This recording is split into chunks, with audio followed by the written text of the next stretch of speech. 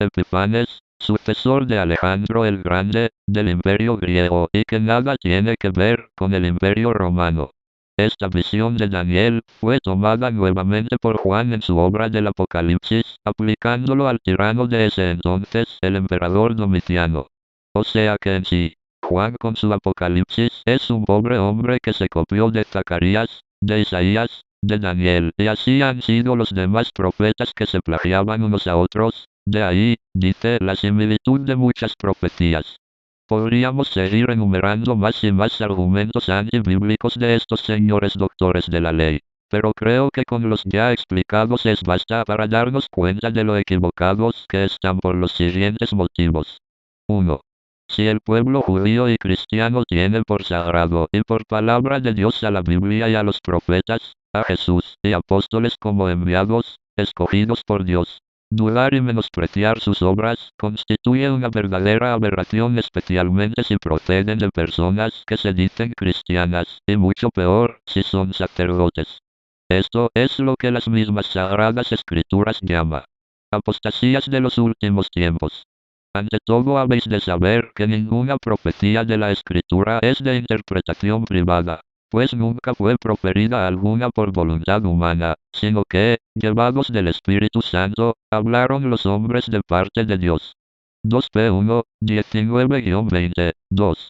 En su afán por minimizar los misterios y designios de Dios, estos doctorcitos de la ley tratan de dar explicaciones humanas y sin sentido lógico a lo que verdaderamente es cierto, pero que no todos entenderán.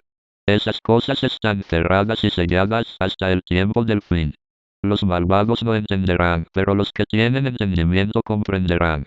Dan 12,8. 3. Las profecías escritas por los profetas del Antiguo Testamento son referentes principalmente a dos eventos importantes en la historia de la salvación.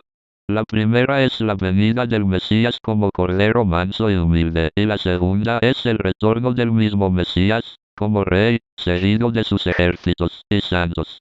Lo que Dios había dicho por los profetas, que su Mesías tenía que padecer, lo ha cumplido. 1 B2, 21-24, 4. Si las profecías referentes a su primera venida se cumplieron tal y cual sucedió, ¿por qué no van a cumplirse las referentes a su segunda venida? Así, como ejemplo, del lugar donde iba a nacer. Pero tú, Belén de Efrata pequeño entre los clanes de Judá, de ti saldrá quien señoreará en Israel, cuyos orígenes son de antiguo, de días de muy remota antigüedad. Miqueas 5,2. De los sufrimientos que iba a padecer. Fue traspasado por nuestras iniquidades y molido por nuestros pecados. Isaías 53. 1-12, 5. Actualmente las profecías referentes a la segunda venida, algunas ya se han cumplido, otras están en pleno cumplimiento y otras todavía faltan cumplirse. Una de las profecías ya cumplidas es la referente al pueblo judío.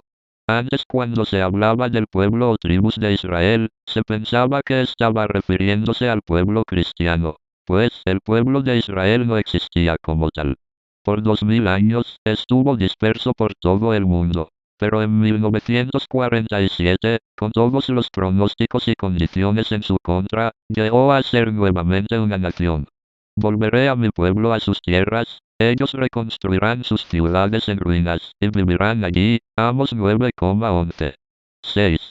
Si algunas profecías parecieran que no se han cumplido, es porque no ha llegado su momento.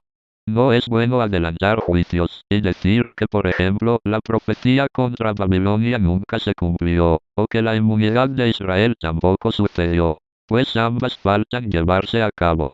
7.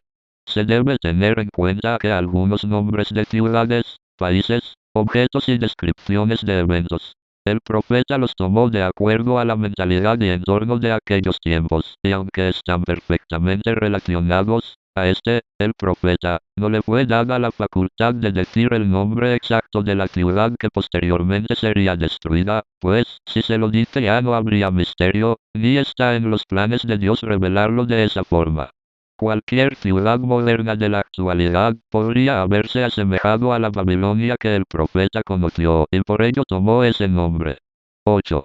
Las profecías están escritas en una forma hasta cierto punto ocultas, misteriosas, y en la que repetidas veces Dios les decía a los profetas que guarden el mensaje porque no era para sus tiempos, sino para tiempos posteriores.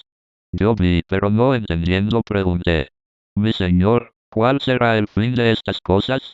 Y él respondió: Anda, Daniel, que estas cosas están cerradas y selladas hasta el tiempo del fin.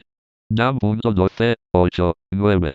Parte del mensaje oculto se puede entender si nos damos cuenta que los profetas recibieron el mensaje por medio de visiones e imágenes de los cuales ellos nada o poco entendían, y como dije en el punto 7, trataron de adaptar su limitado conocimiento y vocabulario a las terribles como maravillosas cosas que veían tanto de lo que iba a suceder en la tierra como en el cielo.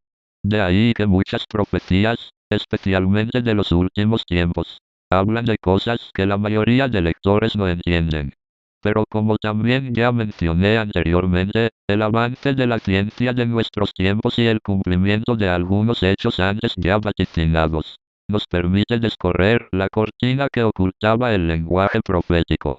El sol se volvió negro, como ropa de luto. Toda la luna se volvió roja como la sangre. Se quemó la tercera parte de la tierra, junto con la tercera parte de los árboles, y toda hierba verde. 6,12.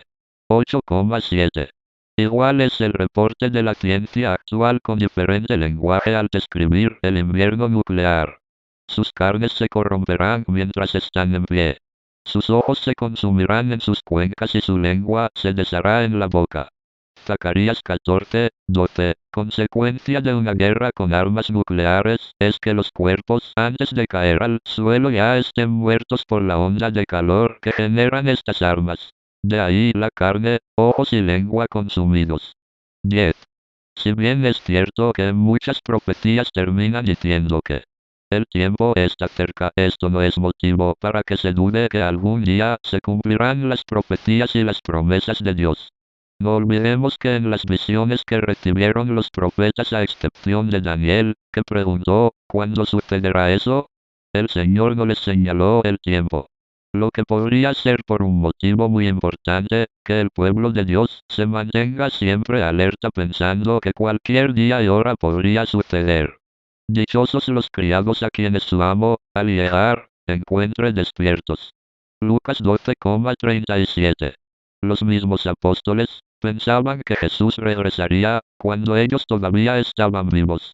Sin embargo, no fue así, pues la plenitud de los tiempos todavía no había llegado. Los pensamientos y deseos del hombre no son los pensamientos ni los planes de Dios. 11. Por último, desde que existe una voluntad contraria a Dios, siempre van a haber personas influenciadas por esta fuerza negativa, quienes llevadas por la incredulidad, la soberbia y necedad, no los dejará ver la verdad ni la realidad. No importa cuántas pruebas se les pueda presentar, nunca creerían. Desgraciadamente en este grupo no solo se encuentran los ateos, sino muchos llamados cristianos, incluidos curas, monjas y teólogos quienes, hinchados de sus ciencias humanas, influenciados por el consumismo como por el comunismo y marxismo, no quieren dar su brazo a torcer, y les cuesta creer que pronto, muy pronto pueda acabárseles la vida tan cómoda y egoísta que llevan. La venida de Cristo es para ellos como una amenaza a sus intereses terrenales, de ahí la resistencia que ponen y la terquedad con que se comportan. Bien parece que los humanos viven muy contentos en medio de sus miserias, penas, suciedades y sufrimientos. No hay peor ciego que el que no quiere ver. Dice el dicho popular, el cual no importaría mucho si no fuera asunto y materia de vida o muerte, de salvación o condenación eterna. Pues estos que han caído en el juego de Satanás, trabajan arduamente desde sus puestos estratégicos para ocultar la verdad, para influir negativamente en la humanidad y en los miembros de la Iglesia, para que dejen de preocuparse y se descuiden de los acontecimientos que anuncian la segunda venida de Cristo. El dicho anterior lo corrobora la cita de Lucas 10, 21, donde Jesús dice: Yo te alabo, Padre, Señor del cielo y de la tierra, porque escondiste estas cosas a los sabios e inteligentes, y las has revelado a los pequeños. Los marxistas con sus teorías mal llamadas del materialismo o socialismo científico, que de científico no tienen nada. Y los teólogos de la liberación niegan los eventos apocalípticos que se avecinan. Hablan de tal manera que muchos serán los que caigan en sus sofismas. Explican en una forma aparentemente honesta y sincera que muchos les creerán. Si no, lean lo que dice el Dr. Arens. Una moraleja de lo expuesto es que toda extrapolación de esos textos, como de cualquier texto bíblico, es un abuso de ellos, y toda proyección literal hacia tiempos modernos es una traición al mensaje y a la intención del autor inspirado. Es una cuestión de honestidad respetar los contextos literarios e históricos de los textos. Biblia y fin del mundo. Pa. 47. ¿De qué honestidad puede hablar alguien que ha cambiado el mismo sentido de la palabra y del contexto? ¿Cómo puede este señor hablar de traición al mensaje del profeta, si él mismo es quien cambia por completo el mensaje y la intención? ¿Cómo puede hablar de traición si él mismo ha llamado a los profetas chantajistas, mentirosos, exagerados? Juan, al comienzo del Apocalipsis dice: la revelación de Jesucristo, que Dios le dio para manifestar a sus siervos las cosas que deben suceder pronto. Bienaventurado el que lee y los que oyen las palabras de esta profecía y guardan las cosas en ellas escritas, porque el tiempo está cerca. 1,3. Es ilógico para un cristiano pensar que el mensaje que Jesús mismo le da a Juan sea algo que a este se le ocurrió escribir como copia de otros profetas, como arenga, amenaza, mensaje secreto, o ánimo a la comunidad cristiana de aquellos tiempos. Si el mismo Jesús más adelante le dice: escribe las cosas que has visto y lo que son y lo que han de ser después de estas. 1,19. Más claro no puede ser, y las que han de ser después de estas, indica sucesos que se darán en el futuro. Los teólogos modernos afirman que Juan, para escribir el Apocalipsis, se copió de Daniel y otros profetas, sin darse cuenta que hacer tal afirmación es temeraria, deshonesta, y nada respetuosa para el apóstol Juan, amigo íntimo de Jesús. Lo acusan indirectamente de plagiario, mentiroso, de nombrar el nombre de Dios y de Jesús en vano, y no aceptan que fue el mismo Dios a través de Jesús quien envía el mensaje. La revelación de Jesucristo que Dios le dio para manifestar a sus siervos las cosas que deben suceder. 1.1. Esto, como verán, solo tiene una explicación. El enemigo de Dios no solo ataca a la iglesia por fuera, sino que ha entrado en las mismas filas de esta. Pero no nos alarmemos, esto estaba previsto, y es una señal más para saber que en verdad estamos cerca de la segunda venida de Cristo Jesús. Los errores de las sectas apocalípticas. Por otro lado se encuentran las sectas apocalípticas, quienes hacen su inicio desde el siglo XIX, siendo los primeros en aprovecharse religiosa y económicamente de esta materia los adventistas, cuyo fundador fue William Miller, quien afirmó que en octubre de 1843 sería la venida de Cristo. Cuando esto falló dijo que era para la primavera de 1844, luego volvió a afirmar que era para el otoño de ese mismo año, para ser precisos, para el 22 de octubre. Luego tomó las riendas de la secta una señora autodenominada profetisa Ellen G. White, quien consolidó el movimiento adventista agregándole la doctrina del séptimo día, de ahí su nombre de Adventistas del Séptimo Día. Luego continuaron los Testigos de Jehová, que de testigos no tienen nada, la Iglesia de los Santos de los Últimos Días o Mormones, que de santos tampoco tienen nada, y otros muchos que han continuado con las mismas mentiras. Los testigos también llegaron a hacer afirmaciones completamente temerarias y antibíblicas, pues pusieron fechas exactas de cuándo se produciría la segunda venida de Cristo. Hay que aclarar que esta secta ha ido cambiando muchas de sus afirmaciones y prácticas antibíblicas y oculta la verdad histórica de sus errores, por lo que los nuevos adeptos de esta secta, cuando se tocan estos temas, piensan que los estamos calumniando. Los ruselitas, abrir paréntesis como así también se les llama por ser seguidores de Carlos Taze Russell, Dijeron que el fin del mundo iba a ser en el año de 1874, luego lo cambiaron para 1914, luego dijeron que en 1925 regresaría Abraham, Isaac y Jacob. Para ello compraron una mansión en San Diego, California, para que cuando llegaran estos personajes bíblicos fuesen hospedados allí, pero al parecer el único que se hospedó allí hasta que murió en 1942 fue su segundo jefe, el señor Rutherford. Luego dijeron que el año de 1975 era sin lugar a duda la batalla del Armagedón. Y así han venido mintiendo y engañando por mucho tiempo, contradiciendo abiertamente las enseñanzas de Jesús. En cuanto al día y a la hora nadie lo sabe, ni aun los ángeles del cielo, ni el Hijo. Solamente lo sabe el Padre. Marcos 13,32. Actualmente, como ya explicamos antes, los ruselitas o testigos han dejado de predecir la fecha de la parucía, pues esas mentiras les trajeron muchas deserciones. A los nuevos ruselitas ya no les enseñan eso, pero sus errores doctrinales atentan contra las mismas enseñanzas de Jesús, y sus mentiras y odios contra la verdadera iglesia se multiplican y agrandan. Esto también constituye una señal más de los últimos tiempos, el cual fue predicho por el mismo Jesús.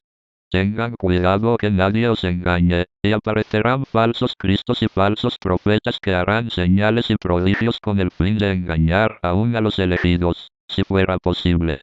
Ustedes, pues estén preparados. De antemano se los he advertido. Marcos 13, 5-21. ¿Recuerdan el cuento del pastorcillo mentiroso? Concuerda exactamente con estas y otras doctrinas que han aparecido últimamente. Esté preparado, de antemano os he advertido, dice Jesús. No se deje engañar, por favor. Igual Pedro nos dice. Pero el día del Señor vendrá como ladrón en la noche, casi en todas sus epístolas, de Pablo, hablando en ellas de estas cosas, entre las cuales hay algunas difíciles de entender, las cuales los indoctos e inconstantes tuercen, como también las otras escrituras, para su propia perdición. Noten bien que estos que así hablan y predican serán condenados. Así que vosotros, oh amados, sabiéndolo de antemano, guardaos, no sea que arrastrados por el error de los inicuos, caigáis de vuestra firmeza. 2 Pedro 3, 10-17, descubriendo cómo trabaja el enemigo de Dios, viendo cómo los sectarios han puesto todo su empeño en divulgar fechas exactas de la segunda venida de Cristo, como también en atacar a la Iglesia Católica, junto con la Virgen María, Madre de nuestro Salvador y Madre nuestra, y al sucesor de Pedro y jefe de la Iglesia terrenal puesto por Cristo. Y, viendo cómo por otro lado, ciertos católicos ponen todo su empeño en desmentir y desprestigiar esta segunda venida de Jesús, creando confusión y sobre todo despreocupación a estos importantísimos eventos que están por suceder. No cabe la menor duda de que esta situación es obra de Satanás, a quien ambas facciones le están siguiendo el juego y le están sirviendo, sin tal vez saberlo. Por eso es necesario darnos cuenta y analizar un poco el trabajo, la intención y la forma como este ser maligno, enemigo de Dios y del hombre, trabaja. Nunca debemos olvidar que este ángel caído es uno de los seres más inteligentes que existen en el universo y, toda su inteligencia la ha volcado a destruir la obra de Dios. En destruir al hombre con el hombre, a la iglesia con la misma Biblia, haciendo que los hombres interpreten las sagradas escrituras de muchas y diversas maneras. Haciendo que no crean en la existencia de él mismo, demonio, haciendo que la iglesia de Jesús se divida más y más con nuevas doctrinas aparentemente buenas, haciendo que las profecías de su pronto retorno queden desprestigiadas. En fin, ha usado y usa cientos de formas diferentes para acabar con la iglesia y con la humanidad, y hacer de esta, la raza más infeliz que nunca antes haya existido en el universo. Entonces, considerando el grado altísimo de inteligencia que este ser maligno posee, vemos que ha establecido a través de la historia, el cuerpo de inteligencia y la logística más grande del universo, para boicotear, infiltrar, seducir, engañar, fanatizar, mesmerizar, instigar, complotar, conspirar. Y muchos son los hombres de ciencia, intelectuales, médicos, teólogos, políticos, sociólogos, filósofos, reyes, militares y hasta charlatanes, predicadores, sacerdotes y monjas los que han caído en sus redes. Y, lo peor, es que estos pobres que han caído en sus mentiras, se creen sabios, se creen iluminados, se creen escogidos, se creen doctores, se creen teólogos. Mientras Satanás se ríe a carcajadas, viendo cómo estos tontos, llenos de soberbia y vanidad, van tras sus pasos, predicando sus teorías liberales y ateas, o sus extremos opuestos y fanáticos. Así, por ejemplo, insuflando una gran dosis de soberbia, arrogancia y vanidad, fue suficiente para que un tal Karl Marx con un Engels, quienes de por sí ya pertenecían a una secta satánica, difundieran su obra El Capital, del cual se derivó el marxismo, leninismo, maoísmo, estalinismo. Todos estos sirvieron a los intereses malévolos del enemigo. Todos estos carniceros de la historia y otros más asesinaron a millones y millones de seres humanos en sus propios países. Y aún más estuvo a punto de conseguir lo que más anhela, destruir a todo el planeta junto con el hombre, crisis de los misiles, 1961. ¿Cómo logró tal maléfica hazaña? Estamos hablando de Satanás. Fácil, con un poco de estrategia política. Primero estudió, analizó e identificó ciertos problemas humanos. La desigualdad, la pobreza, la diferencia económica de unos con otros, la injusticia, males que él mismo los ha implantado. Luego siembra en la mente de estos hombres que él mismo también los ha escogido para ser sus instrumentos, la aparente solución a los problemas de la humanidad. Crear un nuevo orden político-social. Pero con esta solución, lanza su furia, rencor y veneno, para que la humanidad se destruya a sí misma. La lucha de clases, el terrorismo, la guerra, el asesinato selectivo y masivo, los campos de concentración y tortura. Asimismo ha logrado infiltrarse en la misma Iglesia de Cristo, a través de ciertos obispos, curas y monjas que se creen modernos, de avanzada, salvadores del mundo, que piensan cambiar la injusticia con su sola ideología marxista, usando hipócritamente la tan trillada frasecita. Opción por los pobres. ¿Cómo se ríe Satanás de estos tontos, que han elaborado toda una doctrina y una filosofía para ellos mismos engañarse, y no se dan cuenta que están sirviendo a Satanás su jefe? ¿Cómo sabemos que el marxismo procede del demonio? Muy claro está, por sus frutos los conoceréis. Ataca con furia ciega e irracional a todo lo que representa a Dios en la tierra. De ahí la persecución a la Iglesia, el asesinato, prisión y tortura de miles de sacerdotes y religiosas fieles a Cristo. La fobia tremenda y el castigo inhumano que infligían a quien bautizaba o era bautizado, el terrible odio a la Santa Eucaristía y a los demás sacramentos, y el fruto más patético del marxismo, son los millones de muertos que provocaron. Eso es justamente lo que quiere Satanás, que el hombre se destruya a sí mismo, para que Dios no pueda salvar a su criatura y no haya razón de restaurar a la tierra. Actualmente, está haciendo todo lo posible por distraer a la humanidad de estos importantísimos eventos, que anuncian su segunda venida, a través de la música, la televisión, los espectáculos, el sexo, la pornografía, las drogas, la ciencia, las artes. Todo, absolutamente todo lo está usando para desprestigiar a la Iglesia y para que el hombre no se dé cuenta de lo que está pasando y de lo que está por ocurrir. ¿Se dejará usted sorprender por este maléfico estratega, habiendo sido puesto sobre aviso? Recurra a San Miguel Arcángel y a su ángel de la guarda para que le ayuden a estar despierto y alerta sobre todo lo que te pueda alejar de Dios y para que te defiendan de las insidias del maligno. Otras señales de la segunda venida de Cristo: cuando veis que la nube sale del poniente, decís, va a llover, y así sucede. Y cuando sopla el viento del sur, decís, hará calor. Y lo hace. Lucas 12,54. Aparte de las profecías que se encuentran en el Antiguo y Nuevo Testamento, sobre el tiempo del fin de este sistema corrupto, existen otras señales que nos ayudan a comprender que el tiempo está realmente cerca, como por ejemplo, las apariciones y mensajes de la Virgen María. ciertas profecías o predicciones de hombres santos como San Malaquías, Pío X y otros. La crisis interna de la Iglesia Católica. La crisis y destrucción sistemática de la familia. La aceptación y total complacencia del aberrante homosexualismo. El avance de la ciencia y la tecnología, especialmente la usada para la guerra, la genética y la comunicación. El terrorismo difundido en casi todo el mundo. El odio a muerte de los países árabes o musulmanes contra el cristianismo, contra y hacia Occidente, especialmente a USA e Israel. El estado político y económico de Europa. El avance insostenible del mal en todos sus aspectos.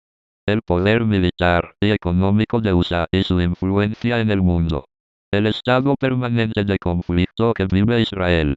La aparición de innumerables sectas y religiones extrañas. La aparición de enfermedades incurables como el SIDA, enfermedad que ya ha cobrado y sigue cobrando millones de vidas. Son algunas de las señales más visibles hasta el momento para deducir que estamos a las puertas del gran cambio.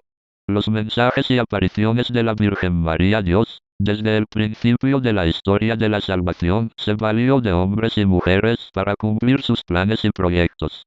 Así se valió de Abraham para formar su pueblo, de Moisés para liberarlos y darles sus leyes, de los profetas para corregirlos y avisar a la humanidad sobre el futuro. Se valió de una mujer, la Virgen María, para venir a este mundo encarnándose como un ser humano más.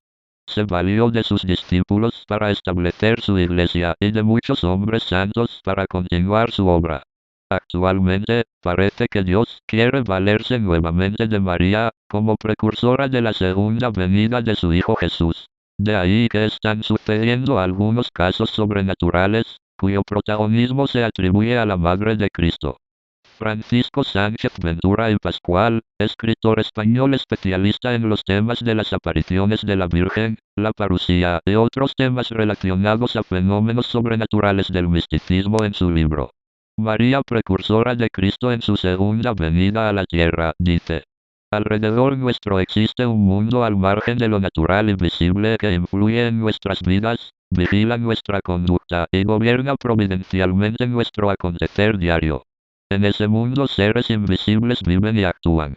En determinadas circunstancias, algunas personas logran verlos y sostienen sorprendentes diálogos. Estos son los videntes, almas escogidas por el cielo, humildes, sencillas, ignorantes, sin cultura ni preparación en la mayor parte de las ocasiones, a fin de que resulten instrumentos dóciles para actuar inconscientemente al servicio de Dios. Hoy día vivimos en plena época de actividad mariana.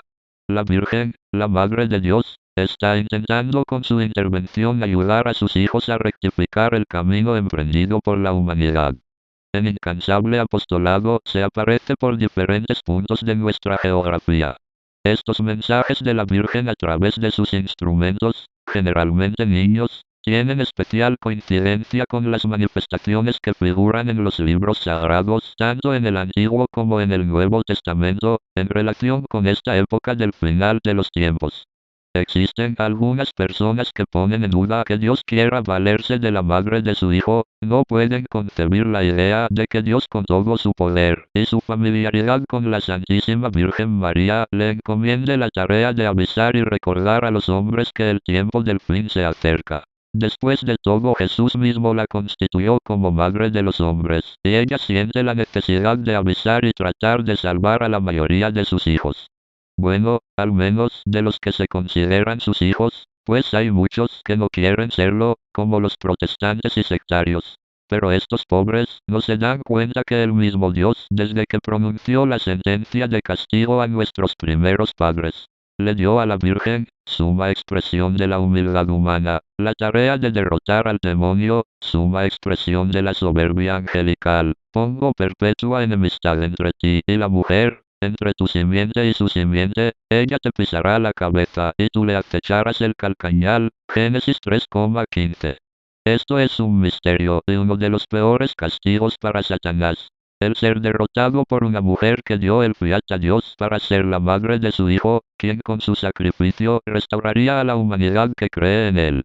Lo cierto es que la Virgen ha tenido, tiene y tendrá un rol protagónico en la historia de la salvación y está cumpliendo con su papel de madre, avisando a la humanidad que el tiempo llega a su fin, y que se arrepientan y cambien de actitud para salvarse. En Génesis 3,15, se anuncia la enemistad entre el espíritu del mal y la mujer, madre de Dios. Se dice que tal enemistad dará lugar a luchas encarnizadas. Y, en Apocalipsis 12,1-18 se alude al desarrollo de esta lucha tan singular. De estos textos se desprende, primero, que si el hombre consiguió ser derribado por el demonio a causa de una mujer, la Eva primera, por otra mujer, la segunda Eva, la mujer por excelencia, que aquí se nos promete, quiere Dios vengar al hombre y rehabilitarlo. Segundo, de aquí la eterna enemistad con que el mal espíritu mirará a la mujer, o nueva Eva, María, desde el primer momento, y la lucha constante que contra ella y sus hijos sostendrá con creciente furor. Tercero, esta lucha iniciada en el mismo paraíso se irá intensificando y enconando a través de los siglos, adquiriendo su virulencia al final de los siglos. Por eso al mal se lo representa como una simple serpiente al principio en el relato del Génesis, y como dragón infernal en el relato del Apocalipsis. Francisco S.V.I.P., San Luis María Grignon de Montfort, comenta: Dios no ha hecho ni formado nunca más que una sola enemistad irreconciliable, el cual es la enemistad entre María y el diablo, entre los hijos y seguidores de la Santísima Virgen y los hijos espirituales y seguidores de Lucifer. Así, el más terrible de los enemigos que Dios ha creado contra el demonio es María, pues Satanás, a causa de su orgullo, padece muchísimo más al verse vencido y castigado por una pequeña y humilde esclava de Dios. Y la humildad de ésta le hiere y humilla más que todo el poder divino. De ahí también, que últimamente se haya intensificado un gran odio y una gran campaña de desprestigio a la Santísima Virgen, especialmente por las sectas que aparentan ser cristianas, pero que no lo son, pues actúan como instrumentos del demonio. No olvidemos la causa por la que el demonio se rebeló contra Dios, como explicamos casi al inicio de este libro. Luzbel se revela porque Dios iba a crear al hombre dándole poder sobre los mismos ángeles, o sea, sobre el mismo Luzbel. Este no acata los deseos del Creador y se separa, porque considera al hombre un ser insignificante e indigno de tener dominio sobre él. Ante la rebelión de este ser espiritual que fue mano derecha del Creador, Dios, como también ya hemos visto, prepara una mujer toda pura, para que él mismo, siendo Dios, se haga hombre, dándole una terrible lección de humildad a Lucifer, y a la vez un enorme castigo, porque aunque el enemigo de Dios no haya querido estar bajo el dominio del hombre y haya hecho lo imposible por evitar que el hombre sea más que él, no lo ha podido lograr. Pues Dios, haciéndose hombre en la persona del Hijo, lo venció y lo humilló para siempre. Jesús, el Hijo, tiene poder sobre todo. Y al nombre de Jesús, toda rodilla se doblará, en el cielo, en la tierra y en el infierno.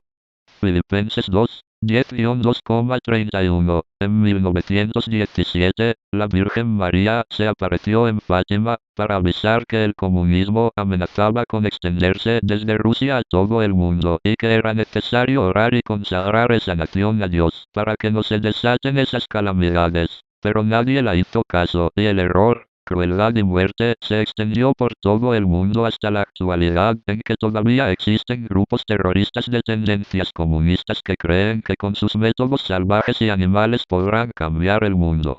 Asimismo avisaba que la Iglesia de Cristo, la verdadera, tendría que sufrir mucho, por la apostasía que entraría en el mismo seno de la Iglesia, cosa que también ya se dio, como vimos anteriormente, curas, monjas, obispos y cardenales, marxistas, con una doctrina aparentemente cristiana, pero disfrazada, con la cual han logrado enfriar la fe de los feligreses en todo el mundo. El padre Stefano Gobbi, quien escribió el libro A los sacerdotes, hijos predilectos de la Santísima Virgen, y que son locuciones que recibe de la Virgen María, dice en repetidas ocasiones: han llegado los tiempos de la general confusión y de la mayor turbación de los espíritus. La confusión ha penetrado en las almas y en la vida de muchos hijos míos. Esta gran apostasía se difunde cada vez más, incluso en el interior de la misma Iglesia Católica. Se enseñan y se difunden los errores, mientras se niegan con toda facilidad las verdades fundamentales de la fe, que el auténtico magisterio de la Iglesia ha enseñado siempre y defendido enérgicamente contra cualquier herética desviación. Los obispos mantienen un extraño silencio y ya no reaccionan. Víctimas de la gran apostasía son mis hijos que, con frecuencia, inconscientemente, se dejan arrastrar por esta oleada de errores y de mal. Víctimas de la gran apostasía son muchos obispos, sacerdotes, religiosas y fieles. En otra parte dice: sabed leer las señales que Dios os manda a través de los acontecimientos que os suceden, y acoged sus serios avisos a cambiar de vida y a volver al camino que os conduce a Él. Si vierais con mis propios ojos, de la Virgen, qué extendida está esta epidemia espiritual, que ha herido a toda la Iglesia. La inmoviliza en su acción apostólica, la hiere y la lleva a la parálisis en su vitalidad, volviendo con frecuencia vacío e ineficaz incluso su esfuerzo de evangelización. Vosotros vivís bajo mi preocupación tan dolorosa al veros aún víctimas del pecado que se propaga, observando cómo por doquier, a través de los medios de comunicación social, se proponen a mis hijos experiencias de vida contrarias a cuanto os prescribe la ley santa de Dios. Cada día se os nutre de pan envenenado del mal, y se os da de beber en la fuente contaminada de la impureza. Se os propone el mal como un bien, el pecado como un valor, la transgresión de la ley de Dios como un modo de ejercitar vuestra autonomía y vuestra personal libertad. De este modo se llega hasta perder la conciencia del pecado como un mal, y la injusticia, el odio y la impiedad cubren la tierra y la convierten en un inmenso erial privado de vida y de amor. El obstinado rechazo de Dios y de retornar a Él, la pérdida de la verdadera fe, la iniquidad que se propaga y lleva a la difusión del mal y el pecado. He aquí los signos del perverso tiempo en que vivís. Ved, no obstante, con cuántos signos intervengo para conduciros por el camino de la conversión, del bien y de la fe. Con signos extraordinarios que realizo en todas partes del mundo, con mis mensajes, con mis apariciones tan frecuentes, indico a todos que se aproxima el gran día del Señor. La Santísima Virgen María se ha aparecido en diversos lugares del mundo y en diferentes fechas, así. En 1858, se apareció en Lourdes, Francia. En 1917, Fátima, Portugal. 1961, Garabandal, España. Y en todas las apariciones el mensaje casi siempre es el mismo. Pide oración y arrepentimiento y daba a saber lo que mencionamos anteriormente, que muchos cardenales, obispos y sacerdotes se iban por el camino de la perdición. Previniendo a los cristianos, andemos con mucho cuidado y dudando de las nuevas doctrinas sociales y políticas que entraron en la Iglesia, justamente en los años 60. En 1976, se apareció en Betania, Venezuela, donde aún ahora los fieles continúan afirmando que la siguen viendo y suceden muchas curaciones milagrosas. En 1981, se apareció a varios jóvenes yugoslavos en Medjugorje. Ese mismo año, también se apareció en Kibeho, Ruanda. En 1987 en Ucrania. En todas estas apariciones, los mensajes de la Virgen tienen un solo propósito: arrepentimiento y preparación para la segunda venida de Jesucristo. Debemos prepararnos, mientras haya tiempo, pues la noche avanza, está cerca el día.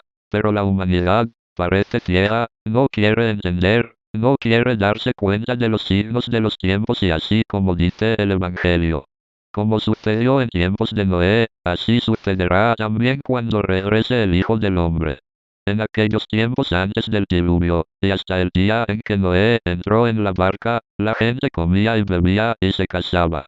Pero cuando menos lo esperaban, vino el diluvio y se los llevó a todos.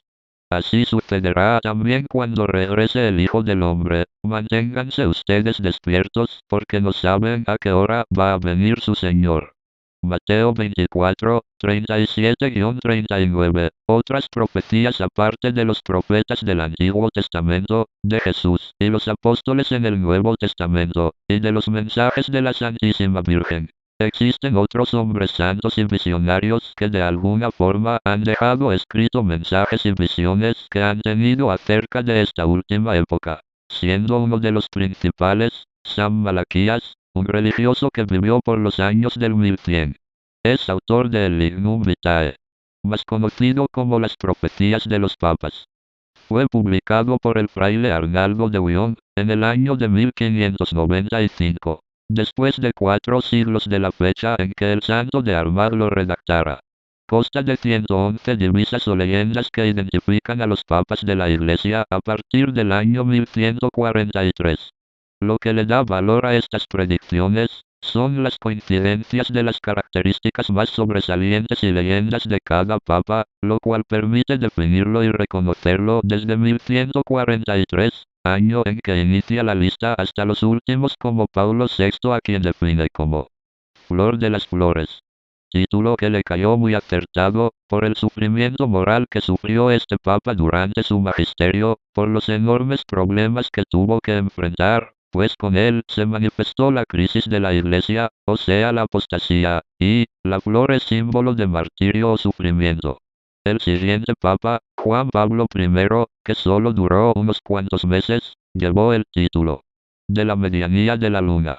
Juan Pablo II lleva, según San Malaquías, el título cerrar comillas de labores solis, o del trabajo del sol. Y su sucesor, que se supone sería el último papa, pues no hay más en esta lista, lleva el título de Gloria Olivae, la gloria del olivo.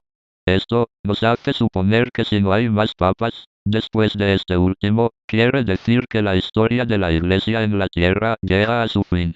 Pero junto a este, San Malaquías termina con otro nombre, el de Petrus Romanus, o Pedro el Romano, y explica que en la última persecución a la Santa Iglesia Romana ocupará la silla Pedro el Romano, que habría de apacentar a sus ovejas padeciendo muchas tribulaciones, pasadas las cuales la ciudad de las 7 colinas, Roma, será destruida y el juez tremendo vendrá a juzgar a su pueblo.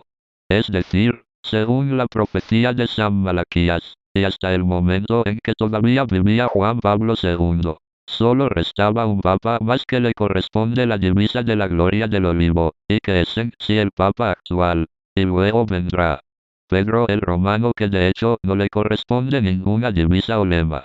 Se piensa que es debido a que él tomará el mando de la Iglesia en forma irregular e improvisada, pero legítimamente, sin la debida elección protocolar como sucede en los cónclaves actuales. ¿Por qué? Porque este papa, al quedar la Iglesia acéfala y proscrita, asumiría el mando de la Iglesia católica. Aquí cabe hacer 2 especulaciones muy importantes con lo que anteriormente vimos en el tema del Anticristo y su reino, sobre la segunda bestia que vio Juan. La primera especulación, y la más probable, es que, de acuerdo a los indicios que nos da Juan, la Virgen María, San Malaquías, y la visión de 2 pontífices, las que veremos enseguida, podría suceder que, de la gloria del olivo, el papa legítimamente elegido después de Juan Pablo II, sea asesinado por el Anticristo. Por eso Pedro el Romano toma el mando de la Iglesia en una forma casi improvisada. El Anticristo, para desautorizar el liderazgo de Pedro Romano, elegirá un antipapa, que será esa segunda bestia con cuernos de cordero. La segunda especulación, y la menos probable, es que de la gloria del olivo se convierta en el antipapa y sea el falso profeta que acompañe a la primera bestia o anticristo. Apocalipsis 13, 11. En ese caso, las visiones de los pontífices y el tercer secreto de Fátima estarían descontados. Por eso esta última especulación es menos probable. San Malaquías en su lista señala tanto a los papas como a los antipapas, y hablar de un antipapa implica necesariamente reconocer la existencia de un papa legítimo, y que este sería Pedro Romano, todo ello en medio de la gran tribulación y previo al inicio del reino de Dios. Vuelvo a recalcar que lo más probable es que el papa con la divisa de la gloria del olivo sea asesinado o encarcelado o obligado a dimitir, como ya sucedió antes con Napoleón. El simbolismo que encierra el olivo es de gloria al paso y entrada triunfal de Jesús, tal como está relatado en las Escrituras. Los ramos de olivo conmemoran la entrada de Jesús en Jerusalén, cuando sus seguidores arrancaron ramas de los árboles y extendieron una alfombra sobre la que Jesús pasó, para entrar en la ciudad santa. Asimismo, este último papa prácticamente estará en la antesala de la segunda triunfante entrada de Jesús a Jerusalén. El olivo simboliza también sabiduría, es el árbol de las promesas de Dios y la tremenda necesidad de tener en claro la doctrina de la Iglesia. El olivo tiene que ver con el privilegio y responsabilidad en la tierra con la profesión de la fe. Así pues, cuando entre en funciones el sucesor de Juan Pablo II, entraremos muy pronto en el reinado del Anticristo, quien, en la mitad de su periodo, tratará de destruir por completo a la Iglesia, al Papa y a todos los obispos, clérigos y laicos fieles a Dios, cumpliéndose así las profecías vaticinadas por Jesús sobre la apostasía general de aquellos días, LT.18,8, por San Pablo en 2 Tes. 3,3. Y Daniel el profeta, quien nos dice: y se envalentonó la bestia, amenazando al cielo, de donde hizo caer no pocas estrellas, los ángeles apostatas, y los pisoteó, pretendiendo atacar incluso al príncipe omnipotente, intentando abolir el santo sacrificio, y esforzándose por derribar su lugar santo. Daniel 8,10-12.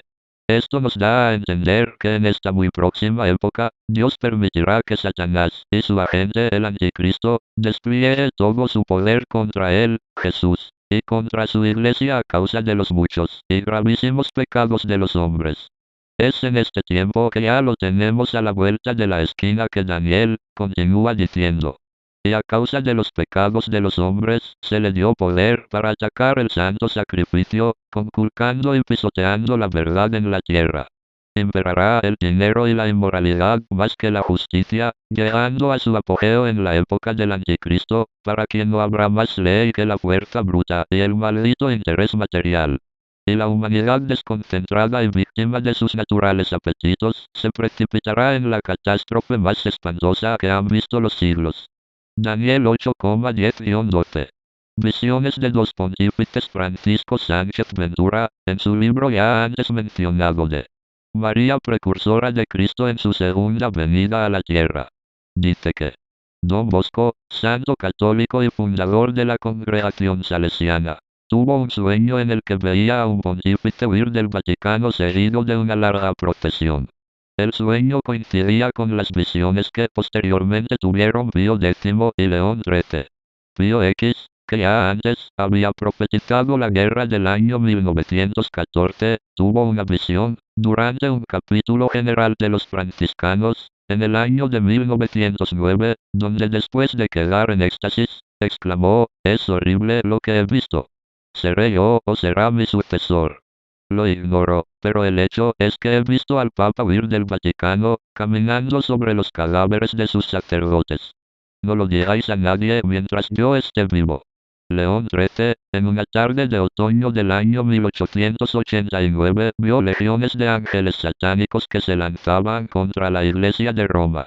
La visión se la relató inmediatamente a su secretario, Monseñor Tarotti, e impresionado por lo que había visto hizo que al final del santo sacrificio de la misa se rezara la siguiente oración: San Miguel Arcángel, defiéndenos en la batalla, sé nuestro defensor contra las maldades e insidias del demonio. Suplicamos que te envíe Dios, y tú, oh príncipe de la celestial milicia, arroja con la divina virtud en el infierno a Satanás y a los demás espíritus malignos que andan vagando por el mundo. Estas visiones no hacen más que confirmar la profecía de Daniel, de Jesús y Pablo, que mencionan a la abominación desoladora al final de los tiempos, cuando el Anticristo esté presente y en funciones sucederá. A su orden se presentarán tropas que profanarán el santuario y la fortaleza, y harán cesar el sacrificio perpetuo, y alzarán la abominación desoladora. Daniel 11:31. El tercer secreto de Fátima, como bien sabemos, el primer y segundo secreto de Fátima, fueron hace mucho tiempo divulgados, Pero el tercer secreto se había mantenido por mucho tiempo sin conocerse. Prácticamente como su nombre lo dice, en secreto, por orden de la alta jerarquía eclesial, pues posiblemente pensaban que podría atemorizar a los fieles por lo terrible que esto revelaba. Pues se sabe que Juan 23 lo leyó y devolvió a la Santa Sede y no lo hizo público igual sucedió con Pablo VI, quien lo volvió a guardar. Sin embargo, hace poco menos de 5 años, el Papa Juan Pablo II, mucho después de su atentado en el que casi pierde la vida, finalmente decidió divulgarlo para conocimiento de todos y dice así. El tercer secreto de Fátima revelado. Tomado del Vaticano, 26 de junio, 2000. Traducción oficial del manuscrito de Lucía.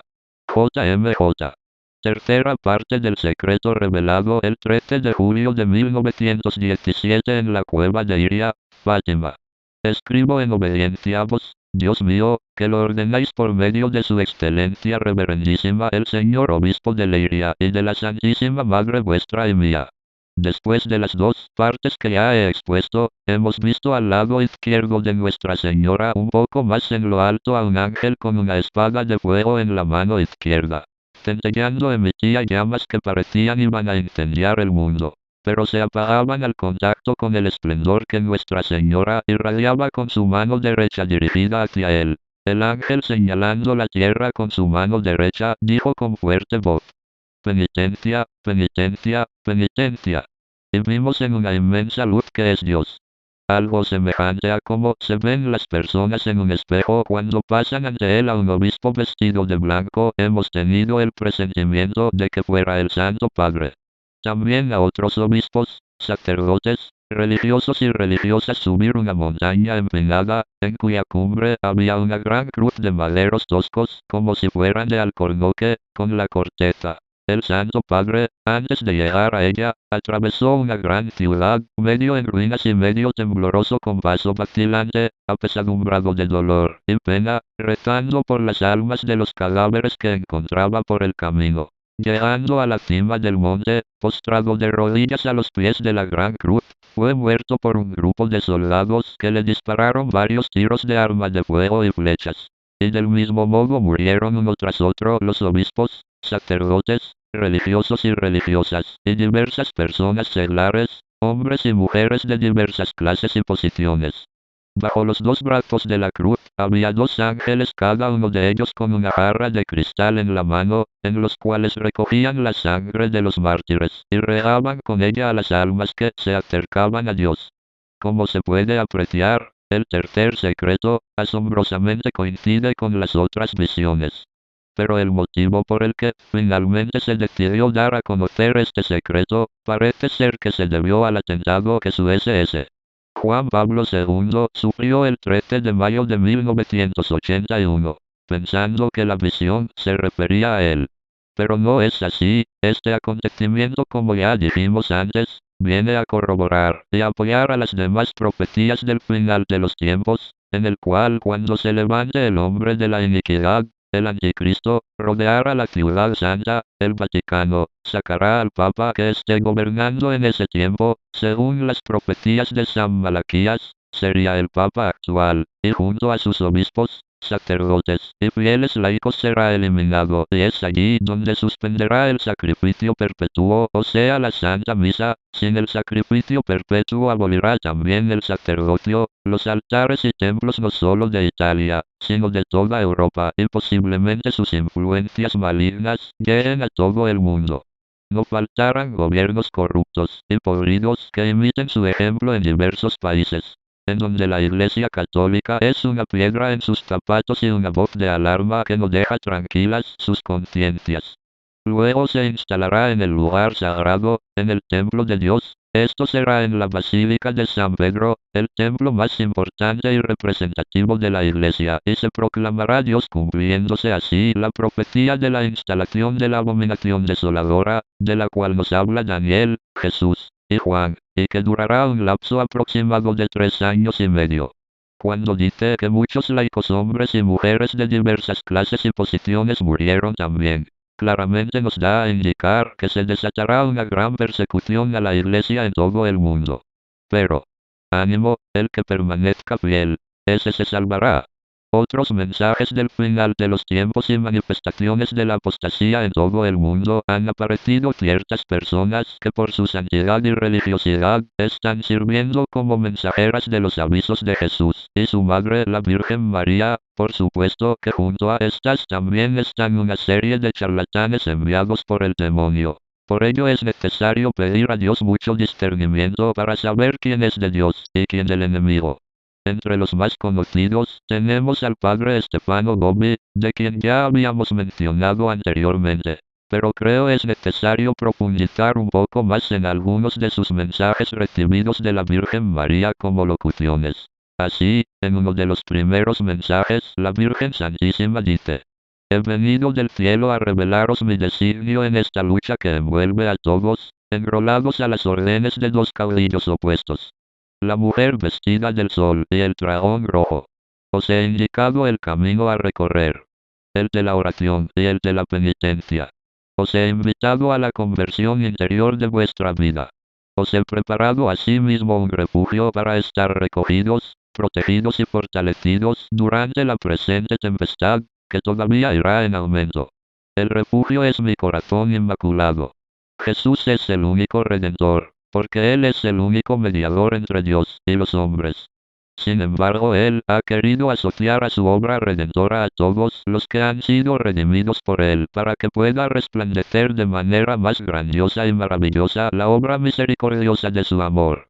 Así vosotros, que habéis sido redimidos, podéis cooperar con Él a su obra redentora. Él en vosotros, que estáis tan íntimamente unidos a Él hasta formar su mismo cuerpo místico, puede recoger en vuestro tiempo el fruto de cuanto ha realizado una sola vez en el Calvario. Yo soy para vosotros el modelo perfecto de vuestra cooperación a la obra redentora realizada por mi Hijo. En efecto, porque soy madre de Jesús, he sido íntimamente asociada por Él a su redención. Mi presencia bajo la cruz os dice cómo mi Hijo ha querido unir perfectamente a la Madre a todo su gran dolor en el momento de su pasión y de su muerte por vosotros. Si la cruz ha sido su patíbulo, el dolor de mi corazón inmaculado ha sido como el altar sobre el cual mi Hijo ha ofrecido al Padre el sacrificio de la nueva y eterna alianza. Porque soy madre de la Iglesia, he sido también íntimamente asociada por Jesús a la obra de su redención, que actúa en el curso de la historia para ofrecer a todos los hombres la posibilidad de recibir aquella salvación que Él los obtuvo en el momento de su cruenta inmolación. Así, cuantos más numerosos son los hombres que alcanzan la salvación, tanto más se realiza la obra maestra de su amor divino. Mi misión maternal es la de ayudar, de todos los modos posibles, a mis hijos a lograr la salvación. También hoy es la de cooperar de modo especialísimo a la redención llevada a cabo por mi Hijo. Motivo de mi llanto, del llanto de la madre, son estos hijos míos, que en gran número, viven olvidados de Dios, sumergidos en los placeres de la carne, y corren sin remedio a su perdición. Para muchos de ellos mis lágrimas han caído en la indiferencia y en el vacío.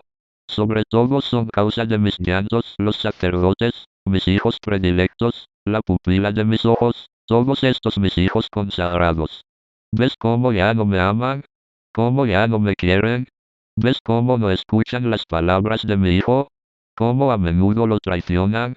¿Cómo Jesús, presente en la Eucaristía, es ignorado por muchos de ellos, dejado solo en el tabernáculo, con frecuencia ofendido por ellos con sacrilegios? Todos estos sacerdotes hijos míos, que han traicionado el Evangelio para secundar el gran error diabólico del marxismo, entonces serán estos pobres hijos míos los que comenzarán la gran apostasía.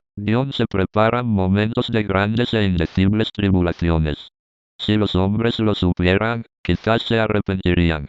Pero, ¿quién ha escuchado mis mensajes?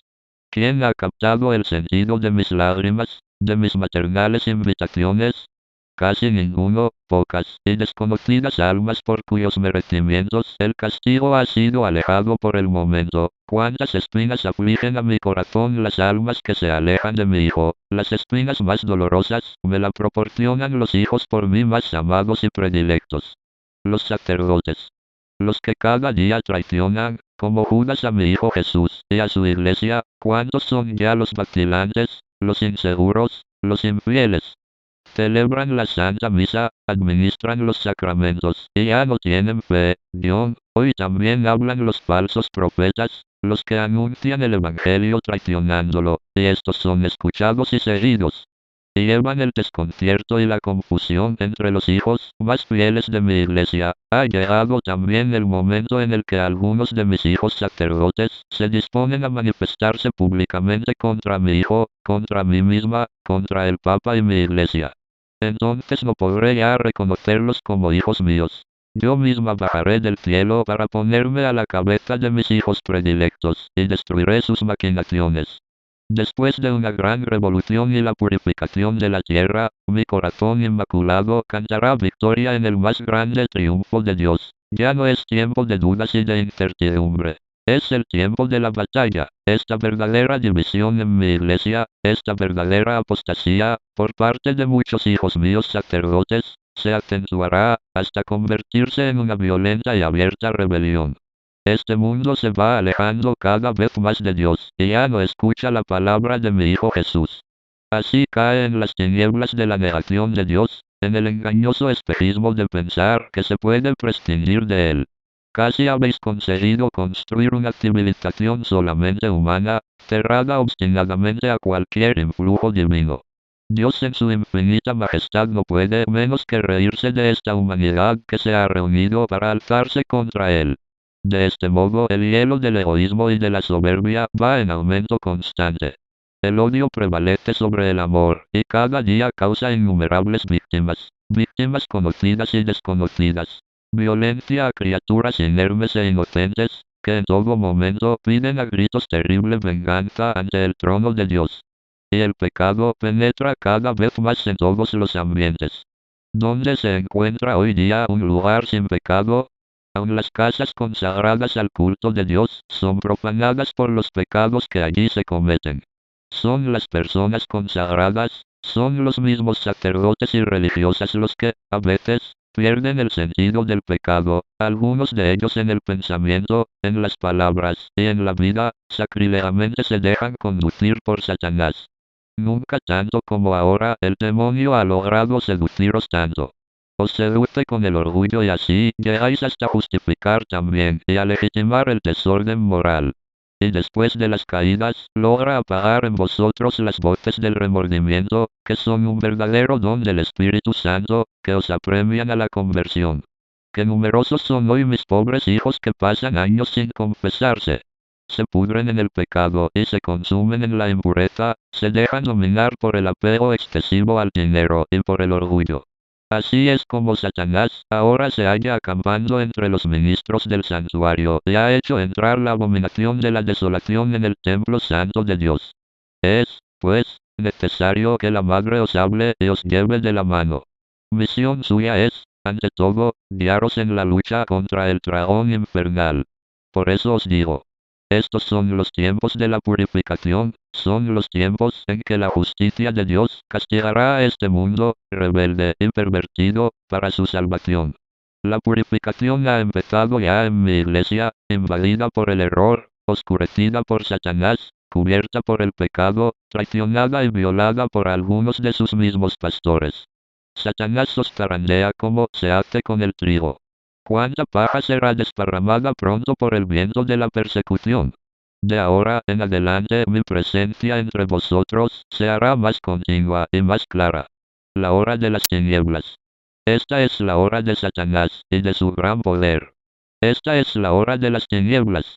Las tinieblas se han extendido por todo el mundo y los hombres, mientras se jactan de haber alcanzado la cima del progreso, caminan en la más densa oscuridad.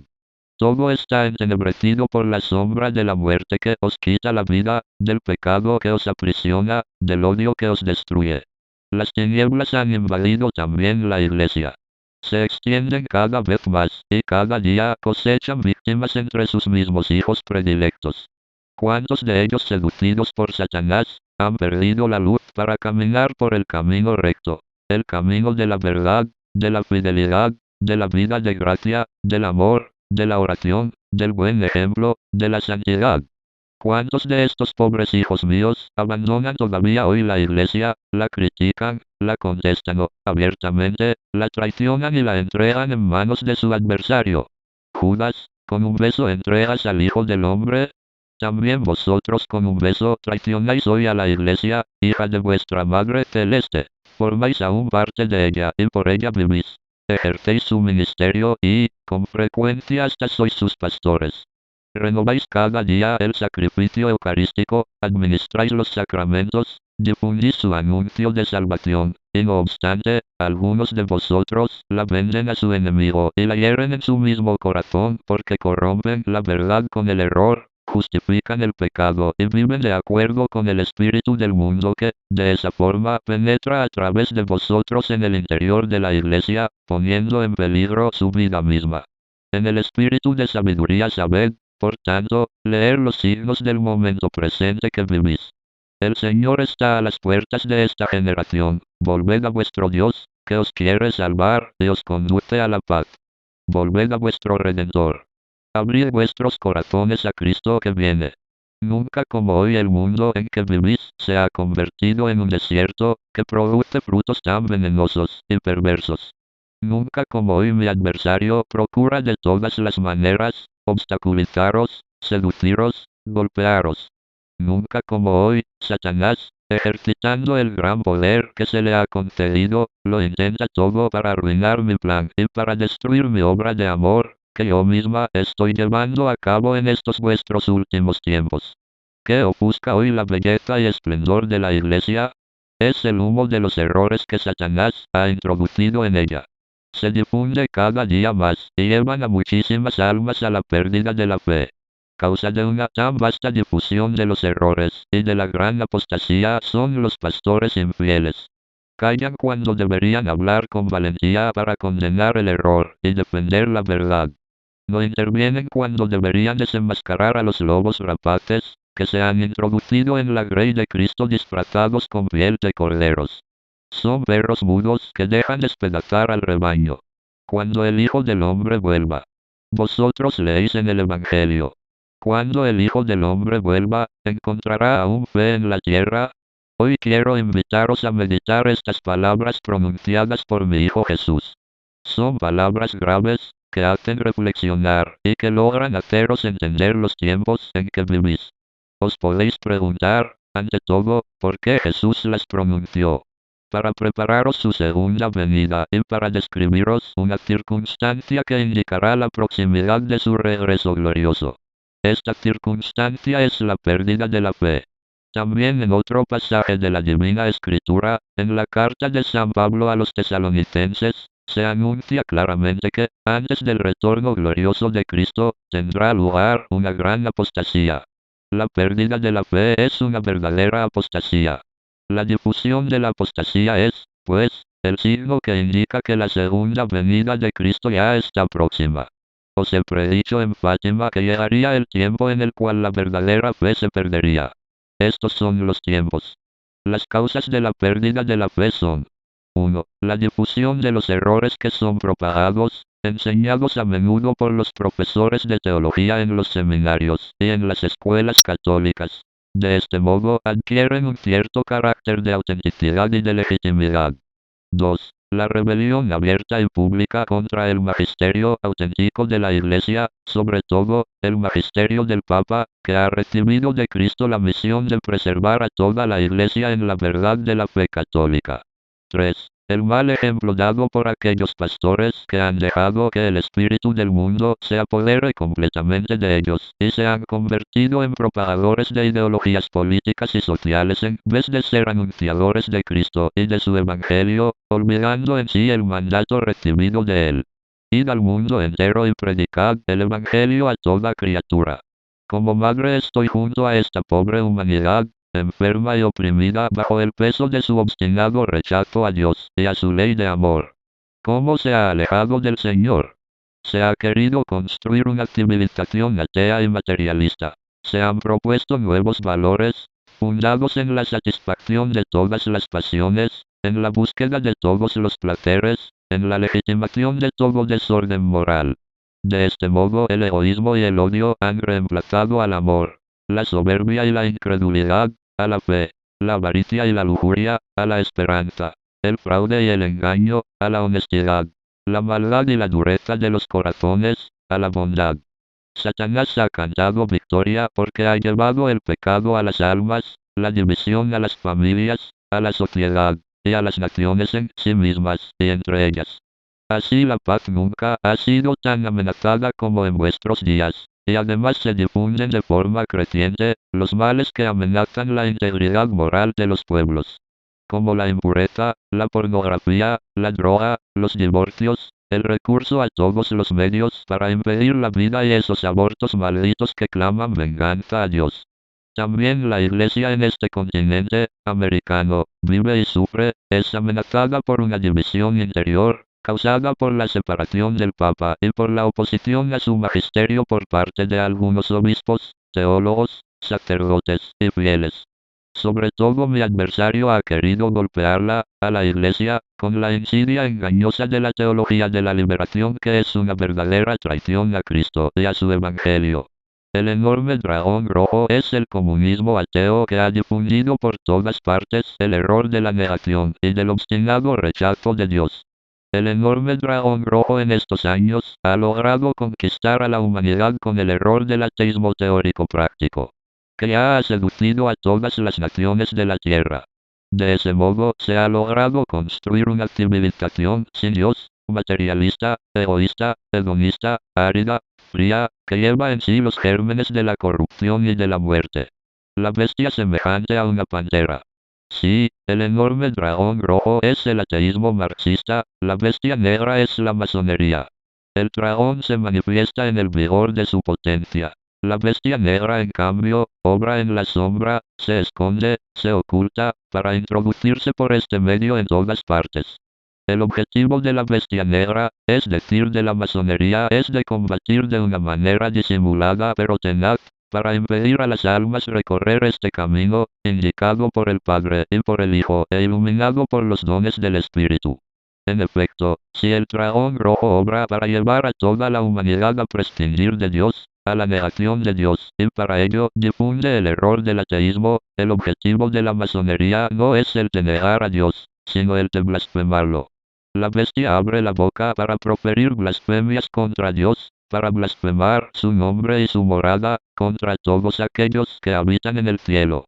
La mayor de las blasfemias es la de negar el culto debido solo a Dios para darlo a las criaturas y al mismo Satanás. He aquí por qué en estos tiempos, tras la perversa acción de la masonería, se difunden por doquier las misas negras y el culto satánico.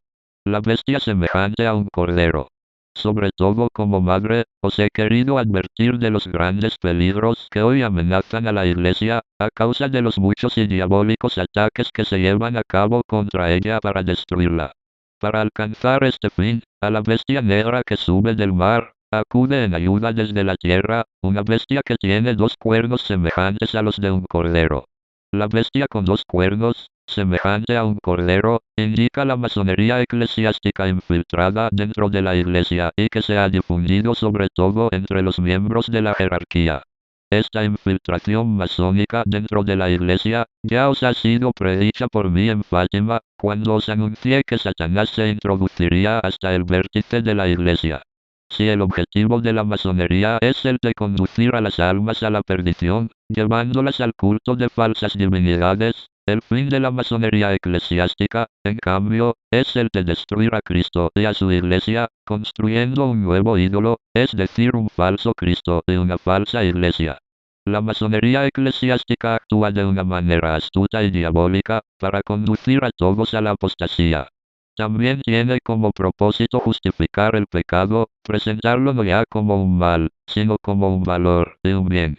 La masonería eclesiástica favorece las exégesis que dan de Jesús interpretaciones racionalistas y naturales, por medio de la aplicación de los varios géneros literarios, de manera que él mismo queda lacerado en todas sus partes.